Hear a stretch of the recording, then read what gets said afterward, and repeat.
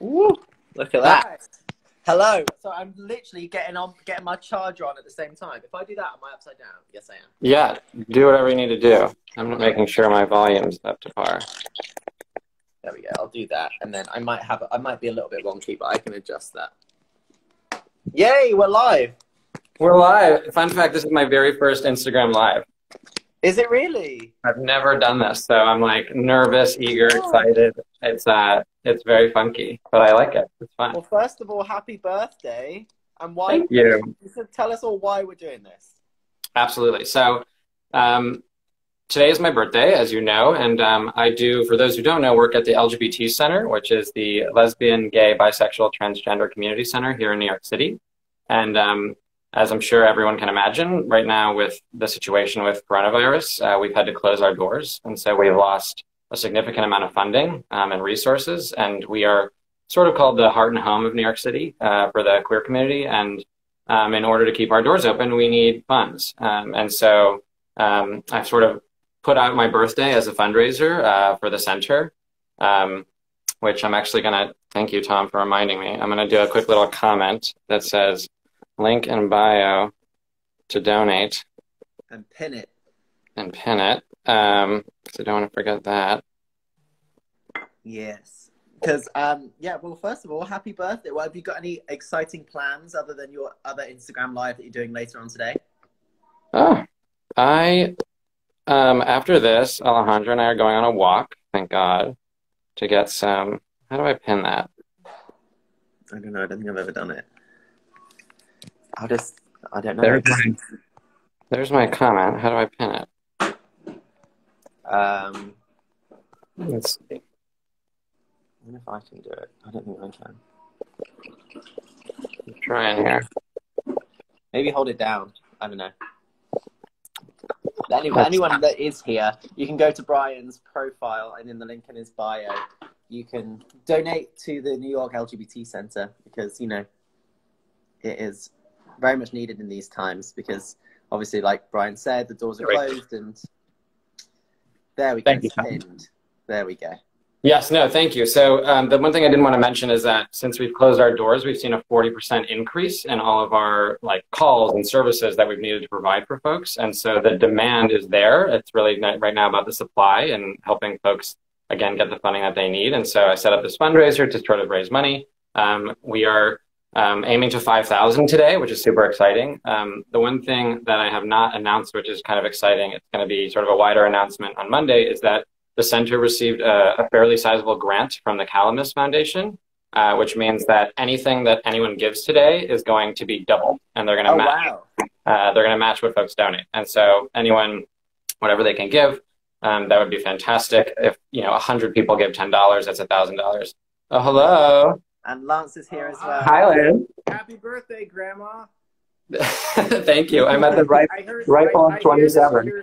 This is your first Instagram Live, huh? It's my first Instagram Live. I am. It makes you a grandma. Come on. I feel like a grandma considering I just stuck my face in front of the camera trying to figure out how to pin my comment. Rule number 1, and then I'll leave you alone, Mr. Birthday Boy. You want to double your viewers, double your donations? Take your tops off. Come on, tops off. Go away. Yeah. Goodbye. Go tend to Robbie. But no. So to Tom, to your other question, so Tom and I are doing this Q&A, which is thank you so much. And then later this evening, I have a bunch of different friends who are like performers, singers, some drag queens who are going to do similar to this, sort of an Instagram Live performance-based stuff. And when they're performing, I'm gonna mute myself and show a little donate thing so that we can just try to raise some more money. And I also love sort of amplifying the voices of my friends who are talented performers. So, amazing.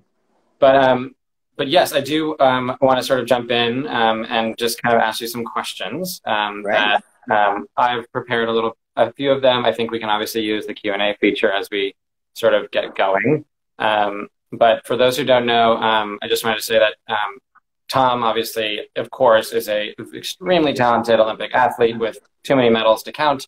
But I will say on a personal note that what I've seen over the last, well, I guess you've been a dad now for almost a year, or over a year, 2? Yeah, he's going to be 2 in June. But just from knowing both of you for 4 years now and just as a friend, as a father, I think that is probably your best. I think your diving is talented and amazing, but I do think that seeing you as a father and as a friend has been incredible. And I just wanted to tell you that in front of everybody. Thank you. So, of course. But I think the first thing that I wanted to ask, of course, is how goes it right now in this chaotic situation for you? I think obviously a lot of people are wondering, what are you doing right now while we're all sitting here inside? I mean, I think everybody's feeling in a similar way. Some people are finding themselves being very productive. Some people are finding themselves wanting to sit on the sofa and not do very much. And the way that everybody deals with this lockdown is valid. Like, there is nobody should compare themselves to other people of, oh, they're doing all of these workouts, they're doing all of this, they're getting so much work done, they're being so productive, they're putting out all of this content, when actually everyone is going to deal with this period of time so differently. But for me, as an athlete, routine is like paramount for me. So waking up at the same time every day, trying to work out at a similar time, a similar schedule, trying to keep meal times on track, especially with my son, Robbie, like we have to keep him on a schedule. So it helps us to stay on schedule too. But at the same time, having the chance to spend extra time with Robbie that I wouldn't have normally got in an Olympic year was something that I thought was really special. Oh, I'm sure. But you must, I'm assuming, be at times frustrated that you're not in a pool, that you're not sort of, that type of exercising as opposed to like home workout. Yeah, I mean, of course, I'd love to be in the pool, but, it's the right decision that was made to postpone the Olympics. And although that is a thing that you work towards for so long to get to an Olympic Games, to be put off for one extra year, I mean, what's an extra 12 months? I mean, I've been diving for 19 years. Next year, it'll be 20 years. So it's, makes it a nice even number to go to the next Olympics on. Yeah. Well, so on that note, I'm very curious because it's very funny. When this whole situation started, I remember talking with Alejandro about how all these different things were getting canceled. It was Coachella. It was events that I'm, putting together at the center, big and small. And then he brought up the fact of the Olympics might get canceled. And I remember thinking there's no way, but also that makes complete sense given this chaos. So what has that been like for you? I know obviously, it's a 4-year journey, right? So yeah. I'm sure as somebody who plans with routine, was that stressful, or was it kind of well, we got to move on and move forward? I mean, the most stressful part with the Olympics being postponed wasn't so much the fact that it was going to get postponed, because we kind of knew that. It was more the unknown of when it was going to be. When they announced it was going to be postponed, it was like, okay, does that mean it's going to be postponed a month, 2 months, 3 months, to the beginning of next year, the middle of next year? But I think it was the right call to just move it exactly 1 year so that everybody just gets a redo of the season. The scary thing is that there's going to be lots of people that won't make it, that would have made it this year, that won't make it next year, whether they're coming to the end of their career, whether this year was their, year that they did really well in their sport and they could have qualified. So it's interesting to see what's going to happen. But at the same time, we just got to, you just got to keep going day by day. Yeah, no, for sure. Are you, because I know, you said it yourself, you've been diving for 19, 20 years. And so is that, I'm imagining that, if the Olympics were postponed again and again, you can't keep doing this, are you? Yeah, exactly. I mean, the thing is, the fact that I'm not diving now and having that little bit of a break from the constant impact on my body, I think it can be a useful thing and it can be a good thing, because it's given me a chance to actually recover and my body to get to a point where when I go back to training, that I'll actually have that feeling of rest so that my body can get back into it. And it's almost sometimes, when you come back from school holidays and then you've had your vacation and you come back and you're excited to get back to it again and you have that new lease of life, if you like. That is, I think, what's going to happen to lots of athletes. Yeah. Also, wait, is that your shirt? I saw somebody comment this. Is that a Keith Haring shirt? Yes, Lance got it for me for Christmas. Well, it's very appropriate considering that Lance probably knows this. Valentine's Day, not Christmas, but yeah. Anyway. So there's a restroom at the center that, Lance, I'm sure you've been to. I sit and write at the center. So when I'm in New York, I sit there at that little cafe, and yes, I go visit what used to be the restroom, which is now right. safely protected, but it's covered 360 degrees with Keith Haring black and white painting. Yeah, we dub it the Keith Haring bathroom, and it is fabulously decorated in outrageous drawings of penises and gay sex and everything. It's fantastic. Wow. Exactly. What? Lance said, "What's outrageous about that?" Oh my God. But so getting back to it, I'm curious, and I've actually wondered this for years. And I don't know if I've ever asked you this before, but you are an athlete. You are an athlete on a global scale with a huge spotlight, but you're also gay. And I'm wondering sort of like how that's been for you, if it's changed over the years. Obviously, at first, I'm sure it was different and tougher, but maybe it depends on the country. But that you're diving in. But I'm just curious as to like, has that affected you? Is that when you travel, when you're diving, when you're competing?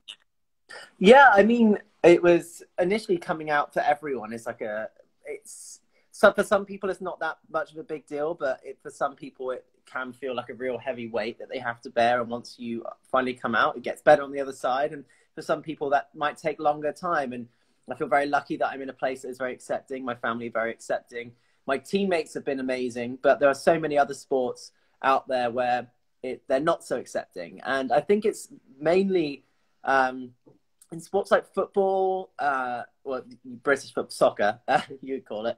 I think it's more so the fans that make it difficult for players to be themselves. And I think it takes people in those kind of sports to just be,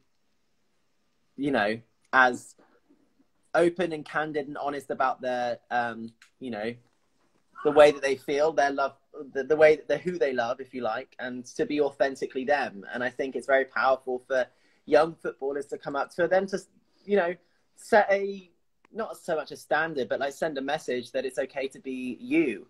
And I think that's something that's very powerful. And for young kids that see that, it kind of sets,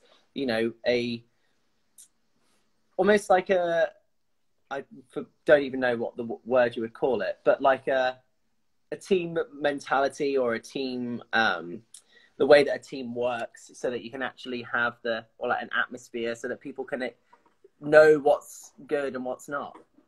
Totally. No, I was going to ask you sort of, your thoughts on athletes at that stage, and coming out, and, if they can, should they? And I do think that it is such a tricky thing because, personally, I think that absolutely, like, it has a huge impact, and folks should come out with the asterisk of, like, when they're ready, because I think it is such a personal process. But again, the more sort of you maybe have a platform, it can be so impactful. But again, I think everyone needs to sort of go through that themselves. I was curious about, when it comes to Robbie, how your priorities, over your life, because I'm sure, and I think I know that from day one, diving is everything, to you, and competing, and obviously then you had a son, and before that a husband. How is it being a father? How is it being, like, matching those different times of your life and the priorities and what you put first, or Yeah, I mean, of course, now Robbie is number one. Like, that's, it's, if there's something that comes up with diving and comes up with anything else, diving, then, diving gets pushed aside, and Robbie is number one. At the end of the day, I'm a parent now, and that is and will always be my greatest achievement. And, like, it's better than any medal that you can ever think of, to be able to come home and see Robbie at the end of every day. It's just, like, amazing. And it generally just changes your perspective on life and the way that you see things, and how you can, for example, going away to a competition, I used to get really bent out of shape if I didn't do well, but actually it doesn't matter. Like, you can come home and everything's just the same. And I think that really does take a lot of pressure off when you're able to just go out there and compete because you enjoy it. Yeah. Also, he's so big now. He's huge. He's huge. Yes. I mean, I'm thinking, because the last time I saw him was in September with you all in LA. Yes. And just from obviously what I see over Instagram and whatnot, it's crazy. Yeah, no, he's grown a lot. It's kind of nuts, but he's He's quite the character, let's say. Is he talking? Oh yeah, he's blabbering all sorts, and we have to be so careful what we say. He copies nearly everything we say now, so you know, it's the thing. I was going to ask you. I know that you guys have your like dinner parties all the time with some of the friends that I know as well. I'm curious, have you moved them virtually, or are you just like we're postponing it until further notice? We've not done any virtual dinner parties. Well, actually, we've done one.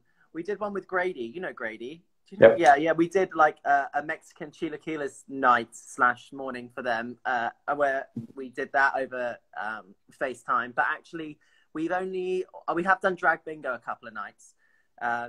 So one of our friends, Cheyenne O'Shea, who's a drag queen in London, she hosts a little drag bingo night for me and my friends, and we always have a good time. Yeah. Do you watch the US Drag Race? Of course, but I haven't watched this week's episode, so I'm gonna see all the spoilers in the comments now, so I'm gonna like cover my hands in the comments. Yeah, but we normally watch it because it comes out on Netflix in the UK on Saturday morning. So it came out this morning because obviously if it came out on Friday, it would be before the US. So we watch it once we put Robbie to bed before Drag Bingo. So yeah, we've been watching it this entire season over like a Zoom hangout with some of our friends, and it's a fantastic season. And naturally, Alejandro already looked up the spoilers on who wins and I'm like, do not tell me. Well, nobody knows who won because not wins. Sorry, top four. Top four. Okay. Yeah, he knows top four. Because he's like obsessed with spoilers, and so be it. I have a favorite. Do you have a favorite? Oh Jesus. I think that Heidi is hilarious, and I think that she's just so like genuinely funny. We're both obsessed with Crystal Method and think that she is so kind. Like she's like too nice. I worry that she almost too nice to not win the competition. But then I think Jackie Cox is also so smart and fantastic. Yeah, but I'm trying to think of some of the other ones. Who got out? Oh, I know who got out last night. Don't tell me. Heidi's one of is like our like favorite, like just because she's hilarious. But then also it's funny because in the first episode I didn't really warm to Gigi very much at all, and now like as the weeks are going on, I'm like I actually really like her, and she's like so you know I think Gigi is in a good position, but. We think the same thing. I did not like her at first, and then she completely grew on us with some of her looks and her comments, and she's really good and funny as well. Agreed. Speaking of like hobbies, I noticed that you knitted a something for Are you cooking? Are you baking? Are you knitting? Are you just basically finding anything to do right now in this situation? All of the above, to be honest. I've been making workouts on my YouTube channel and Instagram. I just started up TikTok, if you can believe it. It's quite it's a thing. I've been knitting a lot. I've made a poncho, lots of hats. I made my mum a scarf. I'm currently making myself a jumper. So I literally love knitting. I'm like obsessed with it a little bit. But then in terms of other things, we have baked. We baked today. Yesterday we baked. Robbie and I like to make cakes together, and he does all the mixing, mixing and eating the mixture as we go, which is hard to stop him to do. But yeah, he doesn't really like the cake once it's baked though, which is funny, but you know. Yeah. I think at this moment, Alejandro is making me a birthday cake, so I'm very excited. Oh, sweet. I know. Are you, you probably get asked a zillion questions all the time, whether it's through Q&As like this or other things. So I wanted to ask, is there something about you or your career or anything really that people don't ask about?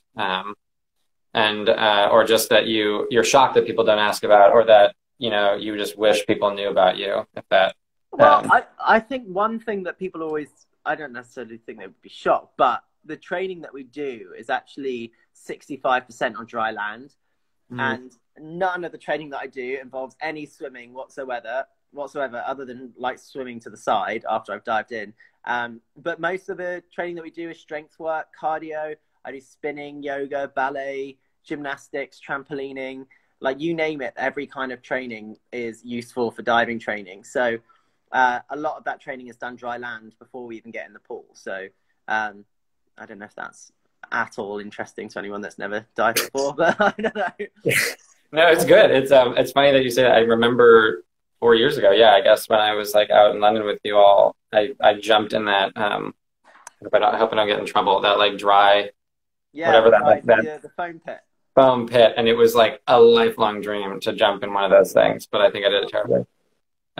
Great. Should we try to see if folks submitted anything that you Sure, were? go for it. Oh my God, I have none. So that just shows you how interested folks are in me. If you hit the question mark, do you have questions? I don't have the question mark, so no worries. Unless I do, I don't know. Question mark's just down at the bottom, Grandma. Oh my gosh, what have I done? Oh, there's a bunch of those. See? Oh wow. All right. Yeah, I mean, if we don't have any character from Bible, oh, that's appropriate. Yeah, I don't know what I'm actually. What are all of these things? I never knew They're all these the filters. existed on lives. Oh my gosh. I love it. But anyway. Yeah, exactly. But I had like a couple rapid fire ones at the end. If you're curious, what's sort of like a guilty pleasure of yours that folks don't know about? Well, I mean, I love Drag Race, but that's not so much a guilty pleasure. I also love knitting, and again, I've kind of said that, but I don't think necessarily guilty pleasure, but I think it's slightly, outside the box thing to enjoy, if you like. Yeah. What movie makes you cry? Oh God! Since becoming a parent, every movie makes me cry. Like, I'm not even joking. It's like every movie I watch seems to like make me cry and doing something. What was the last movie I cried at? I actually cried. Shangela sent me a preview link of We're Here. Oh my God! Yeah. Oh my God! I literally cried. I've watched 2 episodes so far, and I've cried every time. So so that's great. Was that, I don't even know, was that pushed back from a like releasing standpoint, or is that coming out soon? I forget. I think it's coming out soon on HBO. I think so too. Also, I do want to give a shout out to my mug, which I felt like is appropriate. Yes, I love it. It's annoying that it's on the front camera because it's reversed. It's mirrored, but all good. I know. We set up this little fun contraption today. I feel like a YouTuber with no YouTube channel. I do want to remind folks that are still watching that we chatted today, just because it's a really tough time for the LGBT Center here in New York, which is where I work. And so for my birthday, which is today, we've been raising money, and so you can donate through the link in my bio. And we're trying to get to $5,000, which honestly, I haven't checked since we started, but probably currently, I think just around like 1,500 away, which is really not bad. And so we're getting there. And if you donate, all of those funds go to basically maintaining the crucial services that we're providing, that are happening right now, from substance abuse groups to counseling sessions to everything that we've moved virtual. Tom, I don't want to take up too much more of your time. I think that's sort of all the questions I have. Thank you for having me. Oh my God, of course. We're gonna have a little barbecue on the roof now, so we're gonna get the grill warmed up and get Robbie some food before his bedtime. Yeah, is it nice out there? It is actually really nice. It's the blue sky. Shame we can't go out to enjoy it, but we'll sit on the roof. But yeah, it's beautiful. Yeah, we're gonna do a social distancing walk with Amigo, who Lovely. You have to meet. Yes, I do. But he's flyable because he's so small, so we'll bring him out there. Well, yeah, seriously, thank you so much. Thanks to Lance for the surprise appearance. No, all good. And have a good rest of your birthday. Thank you very, very much. I appreciate it, and I'll talk to you soon. Okay, I'll speak to you later. Bye. Bye.